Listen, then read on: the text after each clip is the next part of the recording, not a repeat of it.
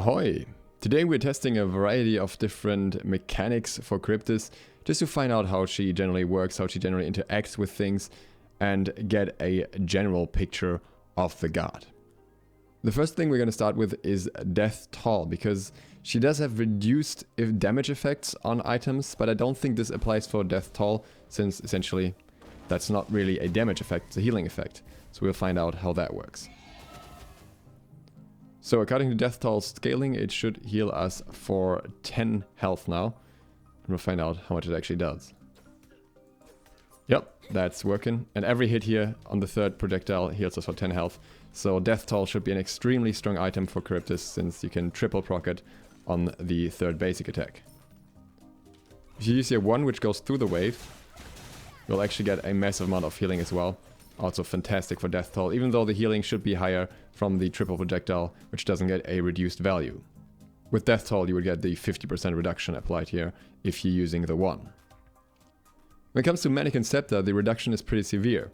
Normally it would deal 16 damage in total, but as you can see here, it's only 2 per tick, and we also see that it says 0 mitigated, so it's essentially halved in damage. This is true for minions as well. But on the other hand, you can apply the proc to an entire wave, which makes it pretty significant again. So that can most certainly help with clear, especially if you're leveling the 1 relatively early, whereas normally you might want to level the 2. Just to demonstrate that again here, how quickly we can actually apply this to an entire wave as well. If you can get all shots through, then most of the wave is down by the time you're done with these abilities. On the other hand, if we go for the 2 instead, where we normally wouldn't have any tide, then with Manikin, it seems like the clear will take a fair bit longer from what I can tell. So this is only really something that works if you have this additional on-hit damage, since otherwise with normal attacks you will deal significantly less damage, since the 1's damage is reduced by 50% on the first rank. At the same time, if you rank it up earlier, that can be beneficial. So there are pros and cons to both really. I think especially the extra sustain you can get from Death Toll can make it still worth leveling the 1, even though you have to stand in the middle of the wave to really apply it effectively, and that's obviously a risk as well. Now that we know that Manikin is a very effective item, I also wanted to test what happens if we use Manikin on a jungle camp, including the 1 to get the bounces back from the wall. These are actually a little bit further away from the wall than the normal Conquest camp, so we're going to pull them over a little bit, and then we're going to use the 1 and try and bounce the spikes back. And you can see that's quite a fair bit of damage. So actually, I would say this camp is relatively easy to clear with Charybdis here. Obviously not the highest sustain from it, because it is Manikin, but it should allow for relatively good early jungle clear in general. The spikes from the 1 itself do not count as basic attacks, so if I hit someone with that, they will not get Manikin applied to them. The next thing I wanted to test was Bluestone. A quick note here, we had to switch to a jungle practice with ping, unfortunately. I had to invite Catherine, who's helping me just being in here, because the PTS is currently so bugged that if you go into jungle practice on your own, it doesn't actually work and it crashes after a minute or so. So everything will be on slight ping, so if you see on delays and abilities and everything, that's because it is 260 ping right now. As you can see, Bluestone does not proc here. The damage that you're seeing is the returning spike. So even the spike does not proc Bluestone either. Wind Demons increases, despite some effects being lowered, are still the same. You can see we're at 1.42 attack speed right now. We'll drop down to 1.27, which is the 15% attack speed increase that you're meant to get. So it's likely that the other effects would still apply the same as well. And this makes her a very strong contender for crit, because that means that other crit items work the same way. So if you want to apply Shadow Steel Shuriken, you can do that very easily. If you want to apply Poison Star, that is very easy. But all of that factors in that you have thrown 2 basics beforehand. Otherwise, she works the same as every other hunter. This is especially relevant for an item like Eveline. Eveline giving you an extra 15 power per shot here, but it doesn't really matter that you're firing 3 shots as long as you hit the first 2. Now, if you miss shots quite often, then this can become an effective way to quickly stack things up. This is a little bit more noticeable if we're talking about Executioner. Executioner does apply with every shot of the 3rd hit, so if we were to use only the 3rd hit here and actually leave out the other hits, throwing it at the wall, then we'll see that the damage here ramps up very quickly, and we are at 65 right away. Whereas if we wait a little bit and let Executioner take out, and then hit the Odin like this, we start at 62, go 63, 64, and then we will go at 65. This makes me think that she can work pretty decently with some not so meta builds, including Executioner builds, crit builds, and things surrounding that, but she is also very good with bow builds. Part of the reason for that, aside of the safe Ekival stacking, is that she can proc Odysseus' bow relatively often. It has reduced damage, but still, you're getting the effect quite frequently, especially on lower levels. Additionally, since her passive allows her to increase her attack speed by 25%, there are a lot of builds that allow her to go close to or over attack speed cap, meaning that Silver Bench Bow is also an excellent item for her in general. It also synergizes in terms of its other stats, so that is great to have. Then there's also Animosity, which I think would technically be a pretty strong item for her, because similar to Kin's, it is reduced, but the reduced effect would still be fairly strong. That said, Animosity recently got nerfed, reducing the damage to 3% from 4%, and Benevolence got a nerf that makes it harder to fit into builds early, so it might be less likely to be built. So let's talk a little bit more about Charybdis' abilities. First ability, Spike Shot. It's just a line projectile, and this is technically a steroid because it increases the projectile speed and projectile width, but doesn't actually increase your attack speed unlike most other steroids. At the same time, she gets extra attack speed from her passive, from her Tide, so I guess to some degree that can offset that. In an ideal scenario, you want to hit the one on a wave and also hit an enemy guard, so you get the spike reflections back. So I could kind of demonstrate that if there was a guard here, it would reflect back, but it's much more important to hit the entire wave than it is to hit a guard. So really only try to hit the guard if he's behind the wave. That is because the Tide stacking happens much quicker when you use the one on the full wave, because it procs on every single minion. And also because the projectiles that bounce back, the spikes, don't really do much damage in comparison to the basic attacks themselves. Even when the basic attacks are reduced by 50%, and even when you're on the first rank, it's only like 10 damage from the spikes at best, so in comparison to the damage that goes through the enemies otherwise, it's really not much. And this is great for clear this way, and it stacks your Tide, which you can then use to use the charge version of your 2 and 3.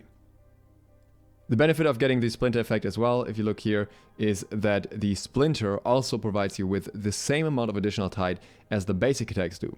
So if you have a Splinter that goes back through the entire wave, it essentially doubles the amount of Tide that you're getting again. That also means for enemies, you really don't want to stand in your wave while she's using this ability, and I think blocking it is not necessarily a good idea. The second ability, Capsize, the cone attack, can be charged with the amount of Tide that you have. And what you can also do is cancel the ability, and you can always restart it and choose the amount of Tide that it's going to use that way. Though you have to fire it very, very quickly if you want to use it at no charge of the Tide. So you basically just want to instantly click, and even then, on ping, that's not enough. It already used Tide. The Tide amount, again, depends on the amount of charge that you're using, but you also get other benefits by using more charge. You get additional scaling on the ability, you get extra slow on the ability, and you get the protection reduction on the ability, with the duration of these effects also increasing with the Tide.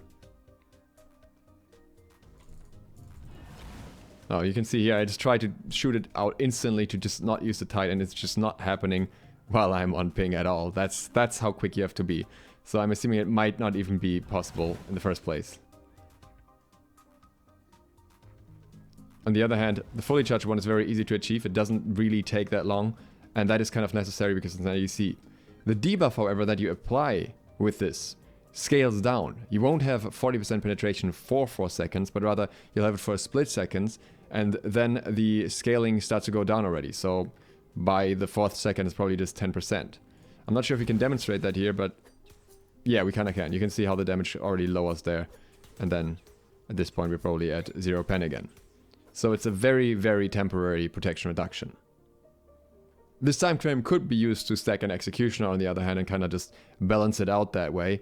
Or if you have a very crit heavy build and you just get some big hits out right after your 2, that could lead to some massive damage with that extra penetration applied to the enemy. To demonstrate the slow really quick as well, this is the normal speed. And initially the slow is quite heavy, but again, like everything else, it fades away relatively quickly. Towards the end, you can see the effect is still on the enemy, but it doesn't really do much. So if we do this with relatively low Tide, We also see it doesn't really slow that much and it doesn't last that long. Our cone is not that wide. The ability is relatively slow, so it's not a massive burst or anything. It's not a massive damaging tool, so it doesn't even apply the effects if you don't have any tide at all. The third ability may very well be the strongest ability in a kit. It's the Whirlpool form with its amplified form, and with its scaling down cooldown, we can actually go and get our cooldown reduction reset here real quick, and you'll see that this ability, without any cooldown reduction at all, goes from 17 to 15 seconds cooldown, which is, in my opinion, extremely strong for how strong this ability is. It has a bit of a wind-up, which you will definitely notice on ping. I've demonstrated that already, but if you get used to that wind-up, and against many enemies, if you're not playing on ping, you should have enough of a time frame to avoid this anyways. This is massive. Look, I'm going to show you. We're going in here, taking the first shot's damage, but then we're completely untargetable, damage immune for the entire duration. So we can just sit in there and not take damage. And if I were to time this better and actually use the immunity like you could on normal ping, then I won't take damage until like the very last second when I walk out. I can even go in here like this and go back out without taking any damage, and I will still deal damage to enemies through the effect of the pool. And if I charge it up and use tide, then I would deal even more damage. I would knock them up as well, and I would be faster chasing them, which I can demonstrate right now. So you have quite a lot of time to dive here and just go back out of it. Weirdly enough, you cannot really tell much that the tide or the maw is amplified. You can kind of see it if you look at the speed of the maw itself, but I don't think that is what most players are paying close attention to when getting chased by Charybdis. I think there's a brief additional audio cue, but it's really not very obvious if you're gonna get knocked up or not in the heat of the moment. Let's have a look at it again. This is the normal one. Relatively slow moving.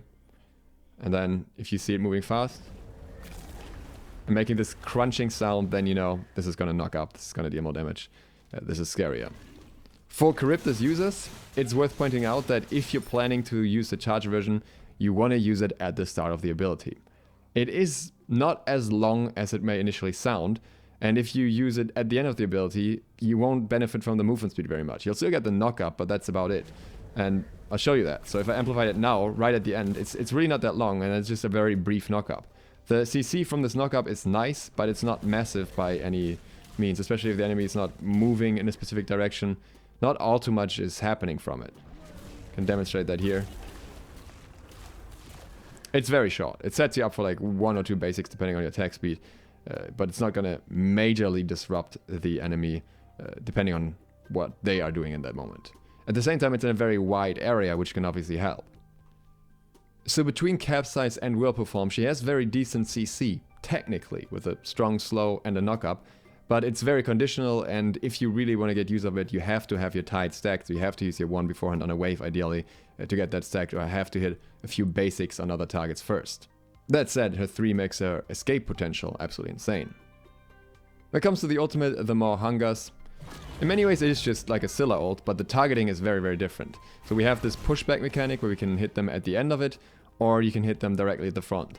What I've learned very quickly is that enemies have a very easy time avoiding this ability if you're trying to shoot it at max range, just, you know, in the direction they're walking in. Because if they walk a little bit to this side, a little bit to that side, you're probably not going to hit them. It's really easy to juke. Like, if I show you on this autumn button, if I don't time this perfectly, it'll miss.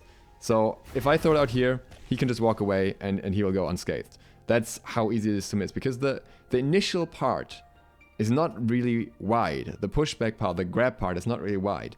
And that is something you have to get used to. But at closer range, it's a different story, because then you have a shorter animation. If we stand very close to him, we have a wider cone here, and we have a much shorter animation, so it's much easier to confirm the damage, and then the follow-up CC as well, the stun. That sets you up for more basic attacks as well, though you are locked in an animation for a while, and I think that's a general issue that she has, that even after, for example, the 2, it takes a little bit until you can use a basic attack again. Nothing major, nothing massive, but just enough to be a little bit annoying. You can cancel out of the 3, so that's a little bit quicker, I would say, in comparison, even though, why would you cancel out of the 3 in most situations? You can just use the damage from that.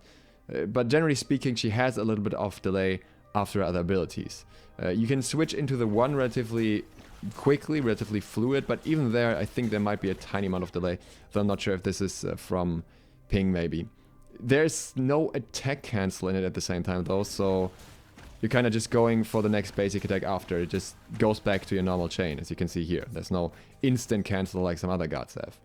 On the first throw and then using the one, it still has the same delay, so again, no cancel here.